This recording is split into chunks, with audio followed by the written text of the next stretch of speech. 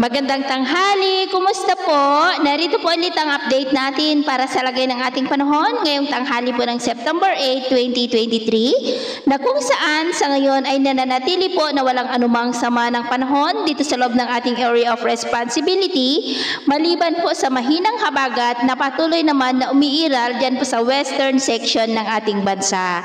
Pero sa labas po ng ating area of responsibility ay may LPA nga po na nabuo at tinawag po ito ng Joint Typhoon Warning Center ng Invest 90W at nasa layo ngayon ng 1,940 km east ng Visayas, pero kikilos naman po yan palayo at posibleng maging bagyo ulit.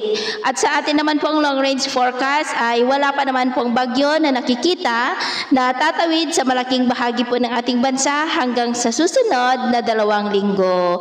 At sa lagay po ng ating panahon ngayong tanghali ay generally fair weather po sa malaking bahagi ng ating bansa, maliban lamang sa mga tsansa pa rin ng maulap na kalangitan na may mga pulo-pulo na daglian na mga pag-uulan sa may southern Palawan, western Visayas, ilang bahang Leyte, Sulu Archipelago, Zamboanga Peninsula, northern Mindanao, at ilang bahagi po ng Sorsogon at Davao Region. At sa susunod po ng mga oras ay mas mataas na ang tsansa ng maulap na kalangitan na may mga pulo-pulong pag-ulan sa mas malaking bahagi na po ng Mindanao, ilang bahagi ng Kabisayaan, Mimaropa, ilang bahagi ng Northern Luzon at Central Luzon. Kaya kung lalabas tayo sa ating matahanan, ay ugaliin lamang po natin ang magdala ng kahit anong panangga natin sa init ng araw at proteksyon na rin po sa mga biglaang buhos ng ulan. At sa atin naman po mga baybayin, wala naman po tayong nakataas na namang gale warning signals, pero iba yung pag-iingat lamang po kung papalaot tayo para mas makaiwas sa mga sakunang pangkaragatan.